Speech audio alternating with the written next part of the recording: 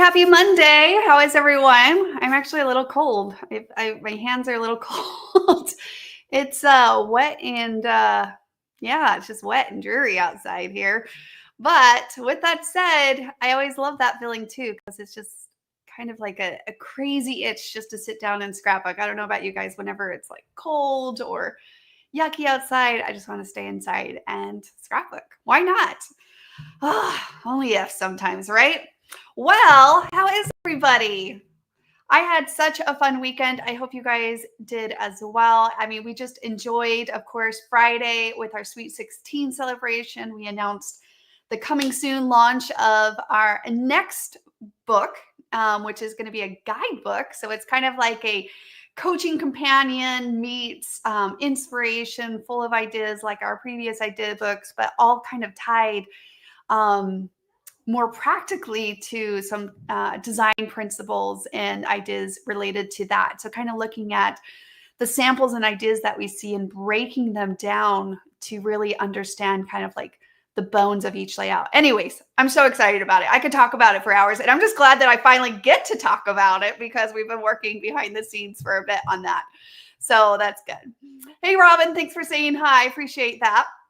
And then, of course, we did National Play to Create Day Saturday. I know that August is kind of a hit and miss for everyone. It's, typically really busy.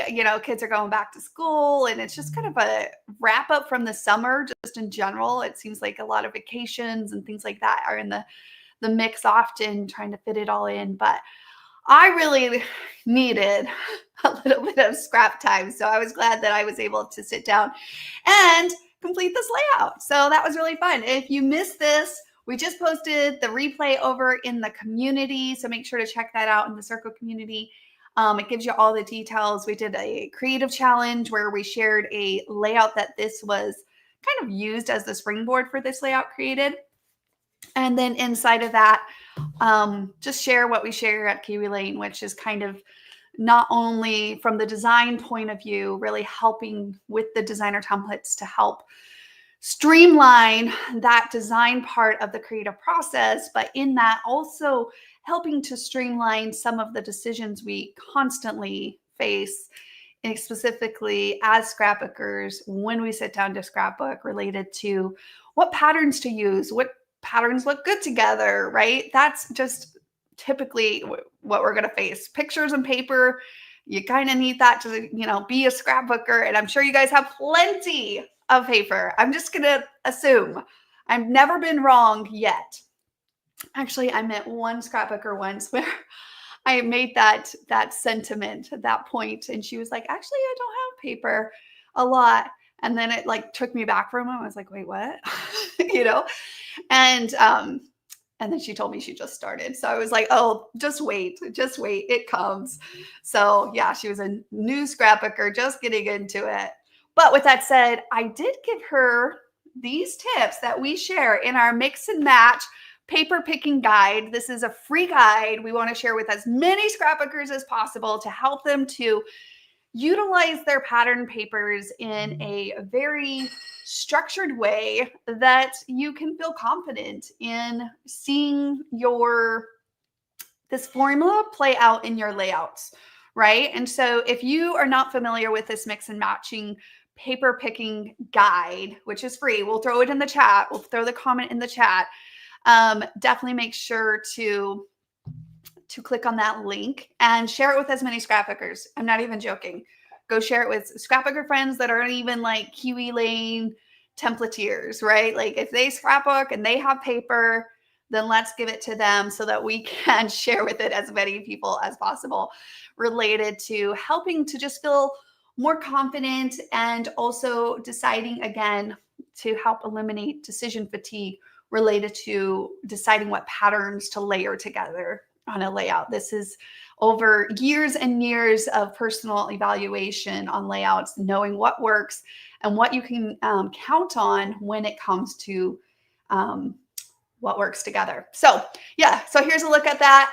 Now, with that said, we'll stay here on this link. I want to share with you guys, we have this formula that we're kind of testing out. Last month, I don't know if you guys noticed this kind of like rhythm that we had going on. But this month, when I was talking to the team and I was like, let's try that again in August, where we take today's event, so the mix and match Monday, which is going to be focused on paper. We're going to talk about some of these paper tips, maybe from a different angle that you quite haven't thought about, or honestly, it's just a rinse and repeat because practice makes perfect.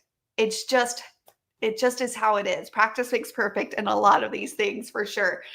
But that leads to the featured sets demo. I'm going to basically then demo, create a layout in the design phase. So we'll do some pre-selection on our paper today, and then we'll go to this design phase, kind of like you see in this image here, and we will design a layout together live. And then from there, so it's just like bite-size taking it, we'll jump over to our 10 and a done event where we'll finish up using the paper that we picked, the layout that we designed in our featured sets demo, and then we'll finish it with picking a few things out of our stash, so that we can rediscover and shop from our stash, and then also take that and actually finish a layout in this event. So these events, of course, are all in the community. If you want to RSVP for them, put them on your event. But ultimately, it's really kind of honing in on this rhythm. So definitely making sure that you are able to take advantage of that scrapbooking rhythm and, so to speak, right? You guys let us know how it goes. It's just, this is the idea.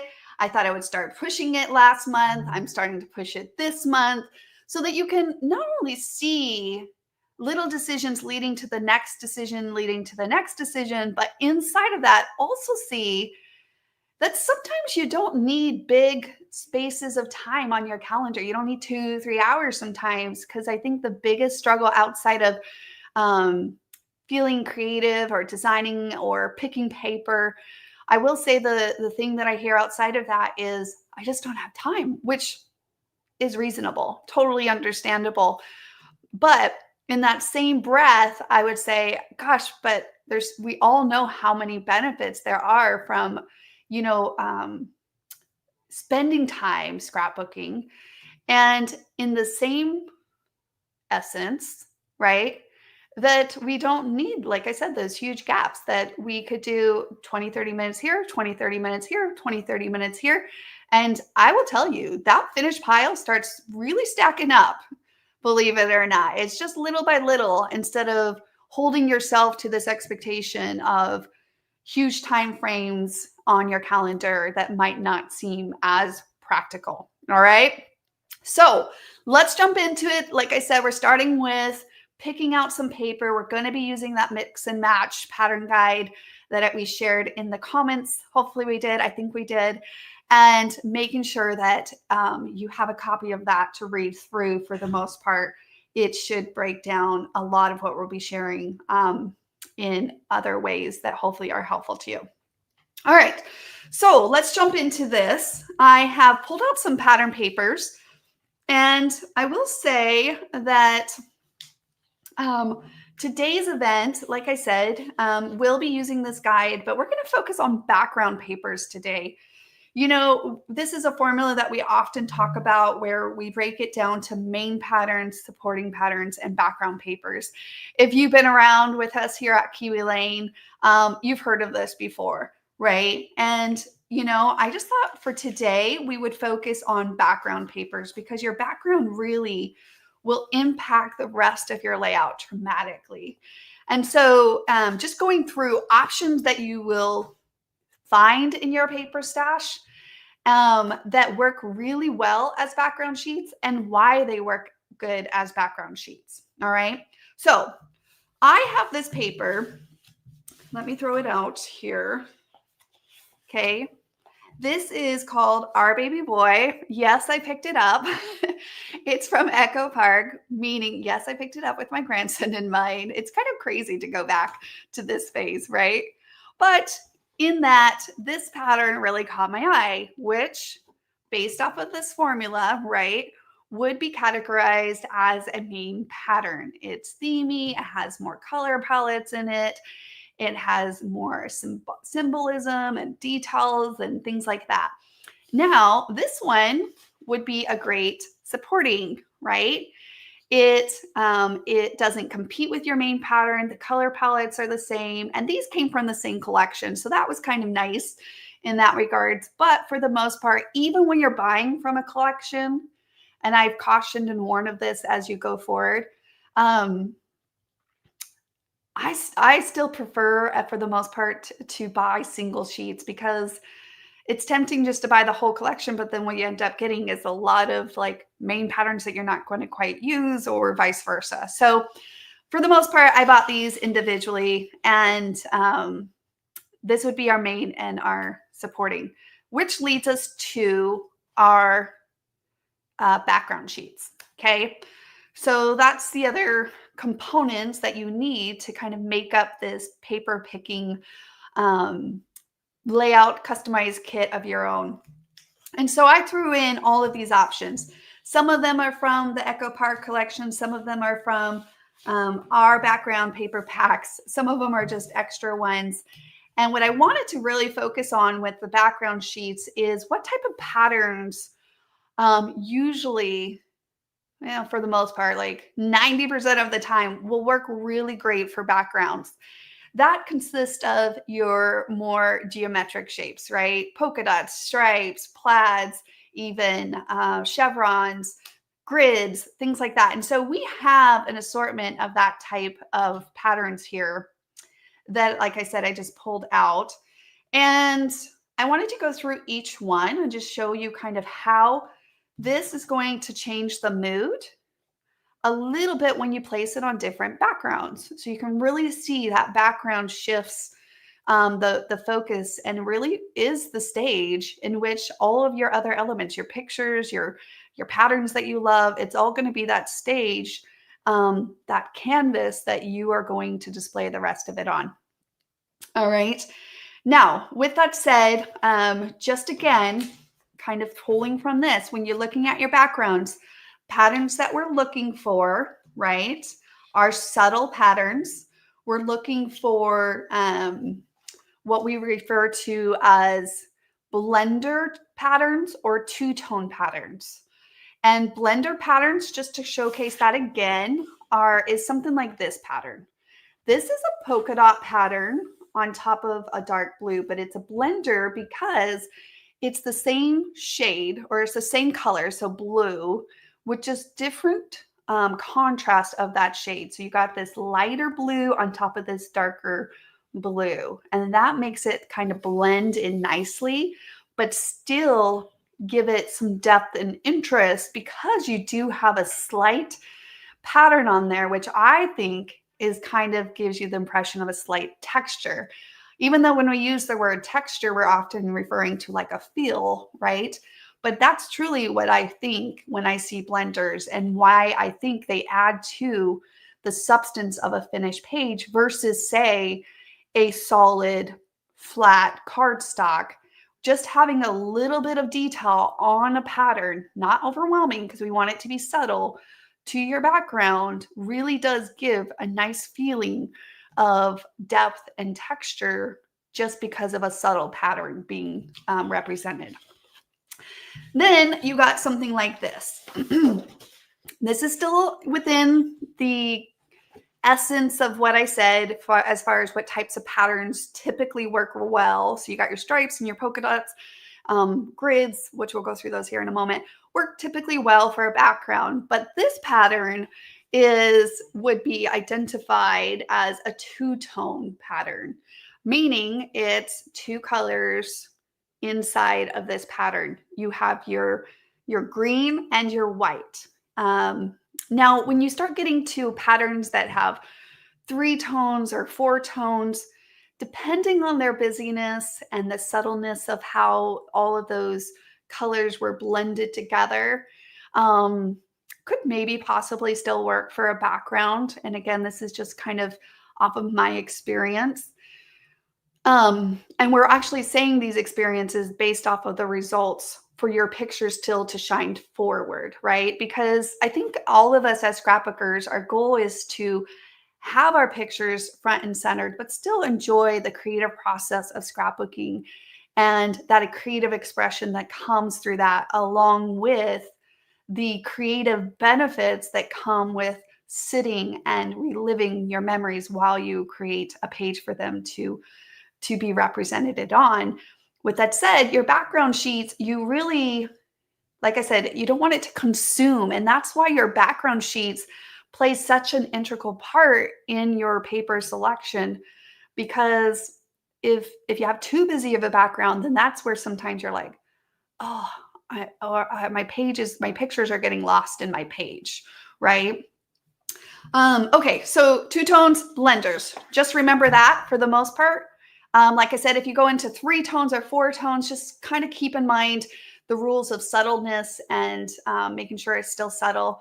Otherwise, I say stick to blenders in 2 tones. All right, that's a good rule of thumb, so to speak, to help you move forward when you're selecting specifically backgrounds.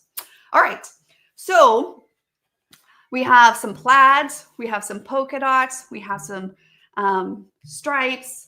We also have this kind of like mesh look. I actually love patterns like this because it really gives like a texture vibe. It's kind of crisscross mesh look. I mean, you see these often in scrapbooking pages where you have grids, whether kind of like school line grids. Those usually work good as backgrounds. Again, it's a 2-tone, or you have a true grid, which is like a black line with white. Those also really work great as black backgrounds. Or we have a lot of these in Kiwi Lane. Let me see if I can get that to show. They don't identify as grids, as stripes, as polka dots, as plaids, but they are just a fun, honestly, we refer to them as blanket patterns because they kind of spread out across the paper in a unified way. And so it gives this nice, very structure to the layout without it being too overwhelming. And of course, size in patterns really makes a difference too. But I think when you are trying to decide, and this is going to differ for everyone when we talk about the paper picking, because of basically all of our styles vary a little bit. And I think that's what's great about these rules, so to speak, I will say guides, these guides that help guide you through your decision making, but ultimately you as the creator will shift. Maybe you would choose a different choice than me and it doesn't make it wrong. It's just your style is geared towards more of that. And you want that to be kind of how your memories are represented. And that's totally fine. Okay. So let's go through these options a little bit so you can see. I'm going to start with kind of this concept that this would be our background. And again, I'm pulling in the mains and the supportings, and I'm laying those on top. And I know that we've showed this process many times from start to finish, but again, I want to focus on just backgrounds for today. This could work. This absolutely could work. I see nothing too glaring as far as color coordinations, but at the same time, I also see nothing really popping out for me. I think this would be a matter of style choices and or preference in how you want the mood of your page to feel. If you were going for like a light and airy, then maybe you would stay truly on the light side. This supporting has a baseline of white. And so whenever I see a pattern that has that, I don't typically go with the light background. If I had a supporting that didn't have a base color of white, then maybe I would choose the lighter background. I just don't feel like that's quite popping out, but could be inspiring, right? It could inspire you for sure. So same thing with these other creams and whites. Actually, I feel like that one's a little better for me personally, just because it doesn't have the busyness of these stripes competing with what we already selected as a stripe pattern, which I'll just go ahead and jump to our stripe pattern option because this is a point I wanted to share. If you have a supporting that is stripes or polka dots, then I would avoid having a background that does the same thing, because look at that. those stripes are competing. So again, if you were like, say this, see how there's a polka dot on the back of my main pattern, which I probably would want to use for layers and other things. Then I probably would avoid stripes or polka dots in this case, because I'm going to have those patterns represented in other layers on my page, not my background, because that's just too much. Now, let's go ahead and take this. Let's say, I don't know. Let's say we went this direction and this was our supporting. Well, then maybe stripes could work as your background, right? If that was the direction you were going. Now, I did pull this sun pattern out as an option for background because I really just wanted us to play around with throwing in some light colors, going into the color like space with yellows and other blues maybe here. I think I pulled out a few blues. Now, I will say, even though this is a blender pattern with the suns, it does still add, because of its size mostly, it is feeling a little bit more competing. I don't think I would personally like not use this as a background. It's definitely a solid option. It's just, for me, first instincts, just kind of saying, like, again, as we go through this exercise, layering them on top, that's kind of based off of some of those experiences and stuff that I say, oh, I think that size is just going to be a little bit competing with my main pattern. Even though I will say the yellow as a background would look really great if we had, a pattern like that. Okay, we're going to keep going here. All right, so see, it's not stripes, it's not polka dots, it's a plaid.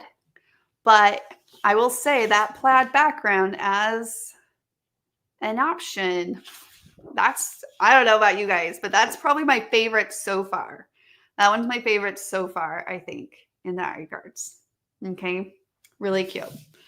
All right, we have this other pattern that is a blender. Let me throw that in so you could see. Okay, so now that we're playing with color options for backgrounds, right? We go from this light green and the mood changed. And this is where sometimes it's the color that you're focusing on versus the pattern because of the mood.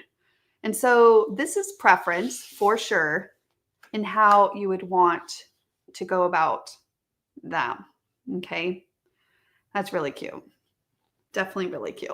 Okay. I'm still thinking, I don't know about you guys, but I think I still like the plaid. Let me see. Oh, this is a double-sided plaid. One that's angled like that and one that's angled straight. And I actually think that's really fun.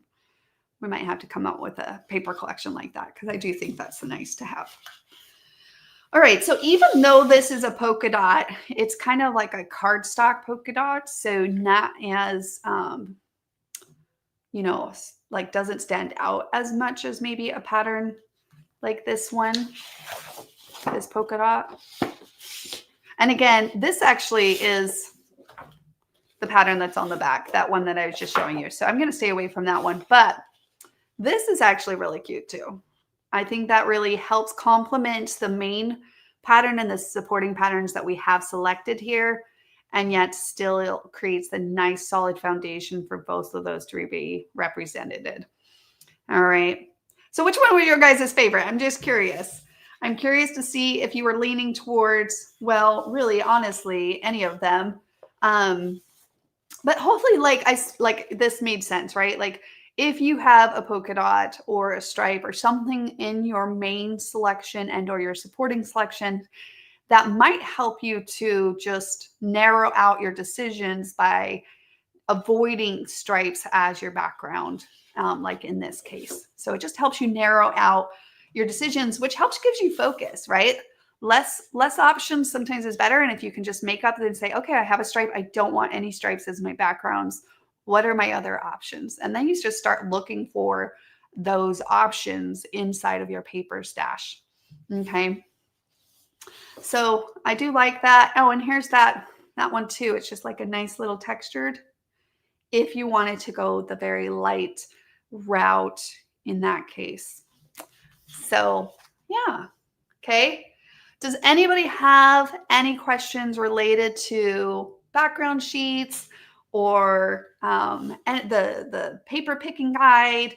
Like I said, basically, I encourage you to at least once a week, if that, maybe twice, go through your paper and start putting together these paper kits from your paper stash. And like I said, we're going to just, if you pick one out, say this week, right? Then next week or in the coming weeks, whenever that featured set event is, we'll design a layout. You can come and play along at that event. And then after that, we'll take it and we'll actually transform our design, our paper choices with our pictures and finish a layout and include some things from our stash as well in that 10 and done. All right, so I'm here, I'm seeing the blue, the last one shown. Okay, so I think that was my favorite too. The plaid, I agree. So see how everyone might be a little different. Okay, someone even said they did love the grid one. All right, well, see, so everyone's a little different, but there's no wrong or right in that regards. But I do think, for me, I do think both of these really help build that contrast in that. This blue, this darker blue, even though it builds the contrast and it's not quite in this main pattern, it's still in the shade of the family of that color palette. And I think it is the contrast that is appealing in that choice. This one is, of course, more in this kind of blue shade. So that can also help steer your decisions in different directions when you're looking through your paper stash as well. All right. Okay. Well, hopefully these tips were helpful, you guys. And like I said, make sure to download that specific PDF, right, with those tips. And then join back this month. We're going to keep it going in the month of August. We're going to go to designing. I'm going to design a layout using the featured sets for this month, which is just a few sets that we hand select here every month. Just again, to give you focus. And those are triangles. I was here, tiny labels, and paisley place. And I picked baby paper, so that's what I'm going to end up probably trying to accomplish. So that will be fun. And then from there, we'll go to the 10 and done, and I'll take those decisions and we will see what these paper selections that we made today, what that layout turns out to be on those pages. All right. So if you haven't RSVP'd for those events, go check them out. Go through your paper stash. Don't overwhelm yourself. Just follow these guidelines. Put together one paper kit. Okay. Just one paper kit that you want to turn into a layout. Pick some pictures off of it. I'm going to be scrapbooking pictures of my grandson. That's a given. I feel like lately, I don't know what it is. I was looking through my phone reel, just my photos on my phone. And I'm like, okay, I think I might be a little obsessed. There are so many pictures to choose from. So I don't think that's going to be a problem in my case. But for the most part, do that little pre-planning, pull together those things. Then we'll go in and start designing, and then we'll finish the layout, and we'll do it piece by pieces, just 30 minutes here, 30 minutes there. Really doesn't have to be such a huge gap of time on your calendar. Okay. Now, if you do have a good gap, like joining us for crops or things like that, that are a little more 2 hours, 3 hours, then that's great. That's awesome. I love my creative time that I get every month with the PJ Playdates. They are locked on the calendar. I can plan on them. And it's just kind of something that I've learned to carve out on my calendar and make the time, because I know that I'm better. Like I can serve my family and my friends and myself, like when I get a little bit of time, playtime myself. And also I get to feel renewed and my cup full and refocused in gratitude. And that's what all of those things that this beautiful hobby brings into our lives, along the same lines of feeling like we're getting some pages going. Because I know a lot of us feel that need to feel like we're getting our pictures done and things like that. But it's not the only thing that we get from this beautiful hobby. It's the time we also get in the space that we're creating our pages and enjoying the process. And so any way possible that we can help you enjoy that process more, from eliminating any decision fatigue, helping you to kind of feel like more confident in your design choices, and ultimately just being able to see your design instead of staring at a blank page, which is what the next event is about. Those make a big impact on making the most out of your time as well. All right. All right, guys, thanks again for joining me this Saturday. And of course, if you have any questions, let us know. We're here to help out. Otherwise, we'll see you guys in the community. And we hope that you keep playing to create. All right. Take care, guys. Bye now.